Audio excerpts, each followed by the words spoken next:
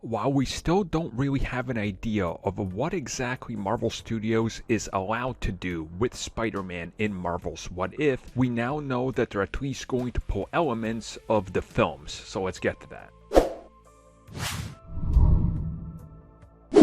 So when it comes to that complexity of that Spider-Man, Marvel, Disney, Sony contract, who knows what they might have worked out for Marvel Studios' What If. Sony has multiple distribution deals that it has with Amazon, with Netflix, and some even with Disney themselves. We have no idea if they're even allowing them to be able to do animation that relates to Spider-Man just due to the nature of how the MCU version might connect to things. Again, there's varying elements and complexity and details that we don't know.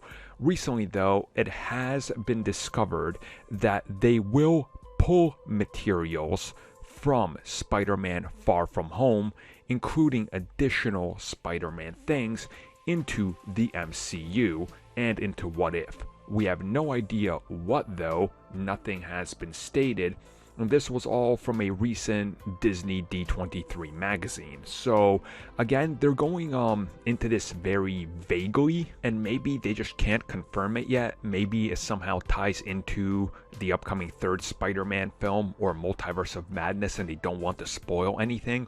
Or maybe they're just going to take elements of that story and play them out with a different character. Again, we seem to have a pretty good hint that in some way, shape, or form, something I talked about before will happen in this. And that's what if Steve Rogers ended up becoming Spider-Man. Maybe elements of that will be combined with elements of what happens with Far From Home and Homecoming to tell its own sort of different tale of what if Steve Rogers was in that position.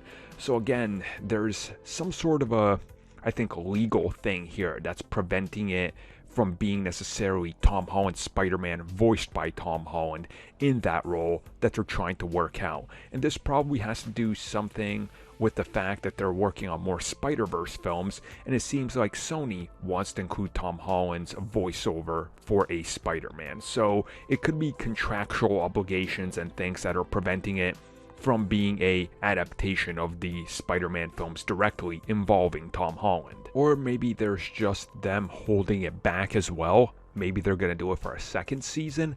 I mean, there's tons of opportunities to work it in. And we know that Marvel's What If is something that they're looking to make last for a while. And I think at some point we're going to see Tom Holland voice Peter Parker in the MCU version of What If, except he might not be Peter Parker per se, or even Spider-Man. I think they're getting ready to do a major setup that subverts what we expect.